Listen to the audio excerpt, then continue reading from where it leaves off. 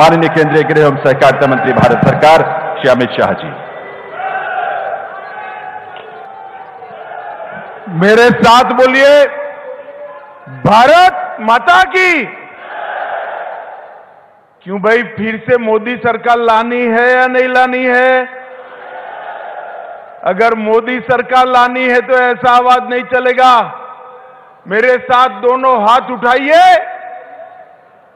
24 में मोदी जी को फिर से प्रधानमंत्री बनाने के संकल्प की मुट्ठी भींचिए और प्रचंड आवाज से बोलिए, भारत माता की, भारत माता की। मंच पर उपस्थित श्रीमान मनोहर लाल खट्टर जी, जिन्होंने हरियाणा में ढेर सारे परिवर्तनों का सूत्रपात किया है। मेरे साथ मंच पर उपस्थित हरियाणा भारतीय जनता पार्टी के अध्यक्ष और सांसद श्रीमान नायब सिंह सैनी जी, हरियाणा के गृह और स्वास्थ्य मंत्री भाई अनिल विज जी, मेरे मित्र और हरियाणा के प्रभारी सांसद श्रीमान विप्लव देव जी, केंद्रीय मंत्री परिषद में मेरे साथी राव इंद्रजीत सिंह जी, हरियाणा के मंत्रिमंडल के सदस्य श्रीमान कंवरपाल जी, बनवारी लाल जी, मूलचंद शर्मा जी, बहन कमलेश ढांढा जी, जेपी दलाल जी, कमल गुप्ता जी, संदीप सिंह जी और आज यहां पर बैठे हुए सारे सांसद विधायकगण और हरियाणा के हर जिले से आए हुए, इस अंत्योदय सम्मेलन में आए हुए प्यारे भाइयों बहनों माताओं और मेरे जिगर के टुकड़े जैसे युवा मित्रों को मेरा नमस्कार। सबसे पहले मैं हरियाणा की इस पावन धरती को प्रणाम करना चाहता हूं और आज तो मैं करनाल आया हूं। महान दानेश्वरी वीर योद्धा अमर कीर्ति के मालिक कर्णदेव की इस भूमि पर मैं कर्णदेव को याद कर प्रणाम सबसे पहले करना चाहता हूं। मित्रों, ये हरियाणा की भूमि किसानों की भूमि है, वीरों की भूमि। देश की सेनाएं और सुरक्षा बलों को सूची को उठाकर देख ले, देश के लिए अपना जान देने वाले लोगों की सूची उठाकर देख ले तो मेरा हरियाणा पूरे देश में नंबर 1 पर आता है, नंबर 1 पर आता है। यही हरियाणा है जहां गीता को भगवान श्री कृष्ण ने करोड़ों लोगों के कल्याण के लिए उद्घोषित किया।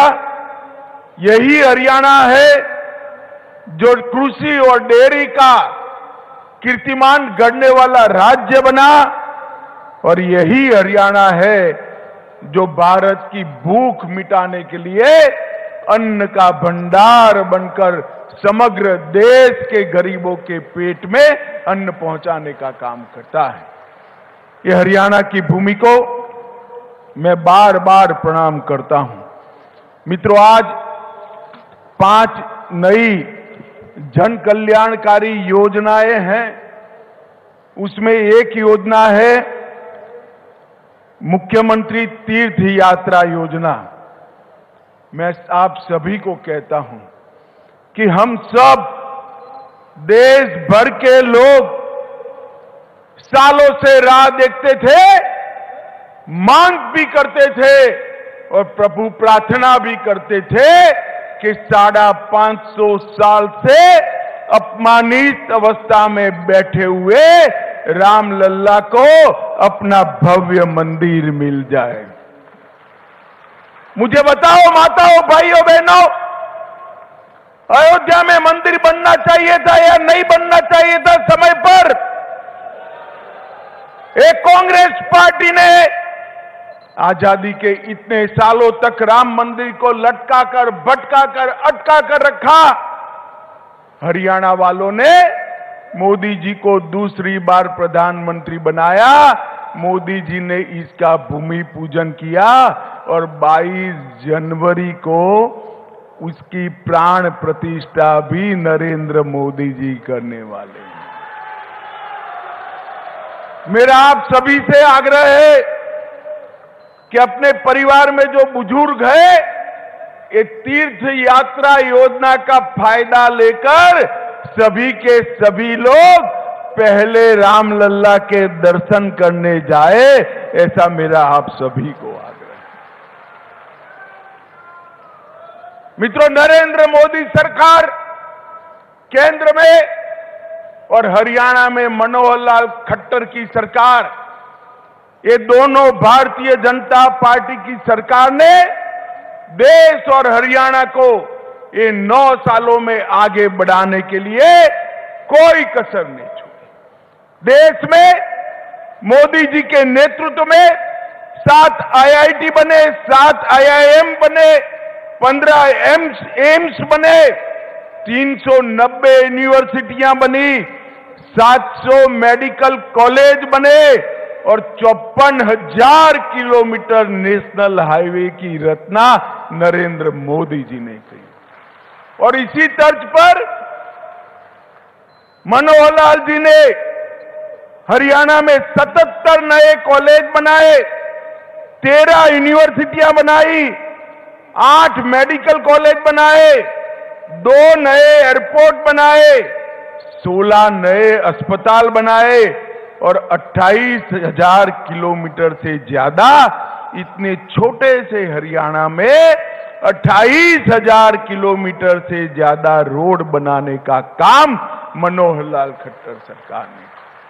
मैं आज कांग्रेसियों को कहना चाहता हूं, विकास कैसे होता है वो समझना है तो नरेंद्र मोदी सरकार और मनोहर लाल खट्टर सरकार के एक एक दिन का पन्ना उलट कर देख लो। मित्रों, आज जब मैं यहां आया हूं तब मैं तो मनोहर लाल जी को बधाई देना चाहता हूं। सरकार की वर्षगांठ हो या हरियाणा की वर्षगांठ हो, इसको मनाने का एक गरीब कल्याण से अच्छा कोई और तरीका हो ही नहीं। भारतीय जनता पार्टी को हमारे स्वर्गीय नेता दीनदयाल जी ने एक मंत्र दिया है, अंतिम मंत्र दिया, अंत्योदय का मंत्र दिया है। उन्होंने कहा है किसी भी प्रदेश या देश, इसका विकास का पैमाना सबसे ऊपर की सीढ़ी पर खड़े हुए व्यक्ति से नहीं होता है, समाज में सबसे गरीब व्यक्ति कितना खुश है इसी से होता है। और ये गरीब कल्याण सम्मेलन, अंत्योदय सम्मेलन जो रखा है वो इसलिए उचित है कि इतने छोटे से प्रदेश के अंदर 45 लाख लोगों को ये डबल इंजन की सरकार मोदी जी और मनोहर जी की जोड़ी ने 45 लाख लोगों के जीवन के अंदर उजाला फैलाने का काम किया है। उनका एक एक कदम गरीब कल्याण के लिए आगे बढ़ा, एक एक निर्णय गरीब कल्याण के लिए आगे बढ़ा और 40 लाख गरीब परिवारों को ऑटो मोड पर बीपीएल कार्ड देने का, रेशन कार्ड देने का काम मनोहर जी ने सरकार ने किया है। मित्रों, नरेंद्र मोदी सरकार ने 20 लाख किसानों को उनके बैंक अकाउंट में हर साल 6,000 रुपया पहुंचाकर लगभग 4500 करोड़ रुपया हर साल देने का काम नरेंद्र मोदी सरकार ने किया है। 30 लाख से अधिक नल के कनेक्शन दिए गए, 85 लाख से अधिक आयुष्मान भारत के कार्ड और अब इसको चिरायु आयुष्मान भारत में 17 लाख लोग आज नए जोड़ने का काम हमारे नेता और मुख्यमंत्री मनोहर जी ने किया है। 7.5 लाख से ज्यादा शौचालय बनाए, 1.2 करोड़ 1 करोड़ 20 लाख लोगों को प्रति माह प्रति व्यक्ति 5 किलो अनाज फ्री ऑफ कॉस्ट मुफ्त में देने का काम नरेंद्र मोदी सरकार की है। 28,000 घर नए बनाए और 8 लाख उज्ज्वला के कनेक्शन देकर हरियाणा को धुआं मुक्त प्रदेश बनने का सम्मान हमारे नरेंद्र मोदी जी ने दिया है।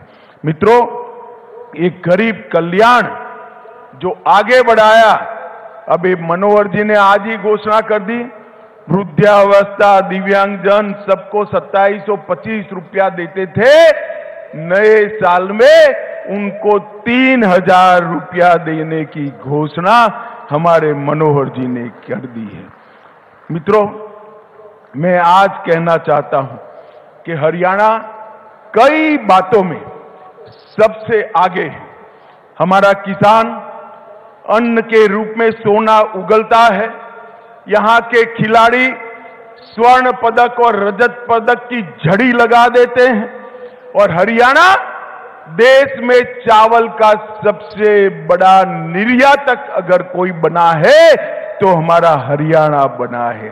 सेना में हर 10वां जवान हरियाणा से जाता है, और एमएसपी पर सबसे ज्यादा फसल अगर कहीं से खरीदी जाती है, 14 फसलों को मनोहर लाल जी एमएसपी पर खरीदने का काम करते हैं।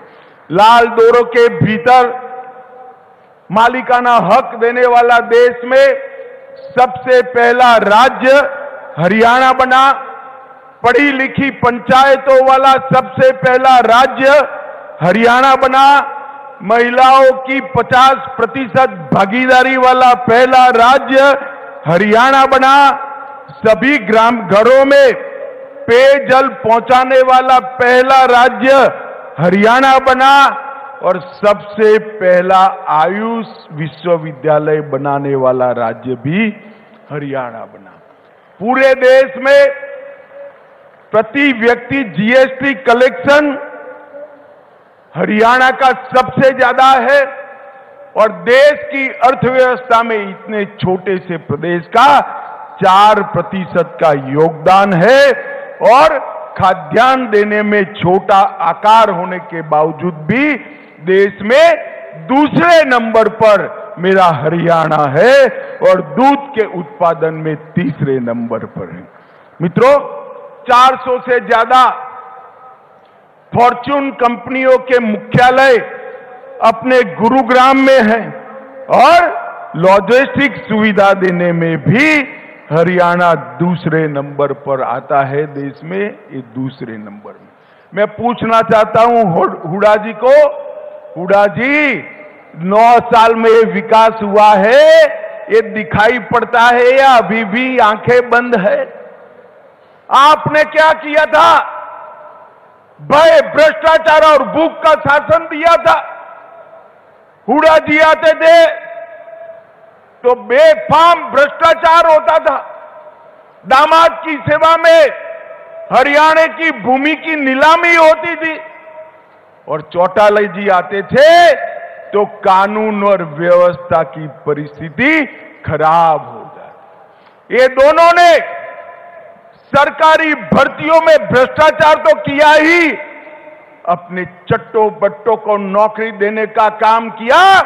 भारतीय जनता पार्टी की मनोहर सरकार ने जिसका मेरिट है उसके घर पर इसको नियुक्ति पत्र देकर 1 काणे पैसे के बगैर नौकरी देने का काम भारतीय जनता पार्टी की सरकार ने। एक आता था तो अपने जिले का विकास करता था, दूसरा आता था तो अपने जिले का विकास करता था, मगर भारतीय जनता पार्टी ने पूरे हरियाणा का विकास करने का काम भारतीय जनता पार्टी ने किया है।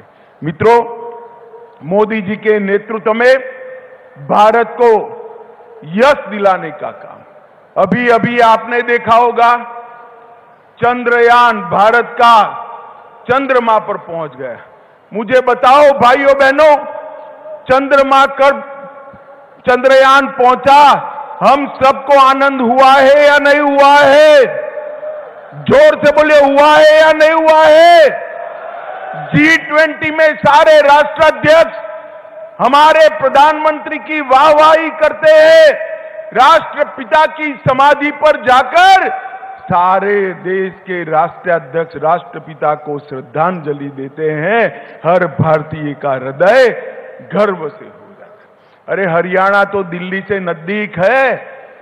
मैं आप सभी को कहता हूं, अब तो 1000 किलोमीटर घूमने की भी परमिशन मनोहर लाल जी ने दे दी है। ये नई पार्लियामेंट देखना भाई, अंग्रेज बनाकर छोड़कर गए थे, 75 साल तक किसी को याद नहीं आया।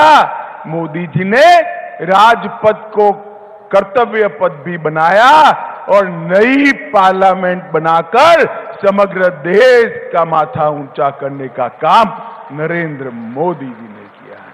और ये माताएं बहनें इतनी बड़ी संख्या में बैठी हैं, आपका आशीर्वाद मिले भारतीय जनता पार्टी को। अब तक किसी भी पार्टी ने विधानसभा और लोकसभा के मंच पर 33% माताओं को, बहनों को रिजर्वेशन आरक्षण देने की बात नहीं की थी। भारतीय जनता पार्टी ने मातृशक्ति को 33% रिजर्वेशन देकर नीति निर्धारण में हिस्सेदार बनाने का काम किया है। मित्रों, G20 की सफलता भारतीय जनता पार्टी की सरकार को समग्र विश्व में भारत की स्वीकृति लाने में सफलता मिली है। नरेंद्र मोदी जी को समग्र दुनिया और आज आशा और उमंग के साथ देख रहा है। अफ्रीकन यूनियन को G20 का सदस्य बनाने से ही देश भर के सभी गरीब राष्ट्रों को एक नए नेता के रूप में नरेंद्र मोदी जी को देखने का एक दृष्टिकोण मिला है। मित्रों, एक कांग्रेस पार्टी कट, कमीशन और करप्शन की पार्टी। एक कांग्रेस का हाथ आपके साथ नहीं है, कांग्रेस का हाथ हरियाणा की जनता के साथ नहीं है। कांग्रेस का हाथ जीजा के साथ था और प्रदेश की जनता बिचारी खाली हाथ थी। हमारी मनोहर सरकार ने, भारतीय जनता पार्टी की सरकार ने ये 2 कार्यकाल के अंदर हर गरीब की चिंता की, हर गांव की चिंता की, हर बीमार की चिंता की, हर भूखे की चिंता की, हर बच्चे की चिंता की, हर बूढ़े की चिंता करने का काम ये भारतीय जनता पार्टी की सरकार ने किया है। दरबारी दामाद और डीडल की 3D सरकार से भारतीय जनता पार्टी ने बहुत बड़ा परिवर्तन लाकर हरियाणा को विकसित राज्य बनाने का काम किया है। मैं फिर से एक बार जोर से ताली बजा जाए, मैं मनोहर जी को इसके लिए बहुत बहुत साधुवाद और बधाई देना चाहता हूं। हरियाणा जैसे राज्य में से करप्शन समाप्त करना, भाई भतीजावाद समाप्त करना, हरियाणा जैसे राज्य की कानून और व्यवस्था को ठीक करना बहुत कठिन कार्य था। मनोहर जी ने हंसते हंसते हंसते एक कार्य को ऐसे कर दिया कि लोगों को मालूम भी नहीं पड़ा और हरियाणा खुशहाल हो गया। माताओं, भाइयों, बहनों, अभी अभी मोदी जी के विकास, मोदी जी को देश को सुरक्षित करने का कार्यक्रम और देश को गौरव दिलाने के कार्यक्रम से डरकर एक घमंडिया गठबंधन बना है। 27 राजनीतिक दल इंडी अलायंस बनकर साथ में आए हैं। इनका काम क्या है? ये 27 के 27 दल उठाकर देख लीजिए, सारे परिवारवादी दल।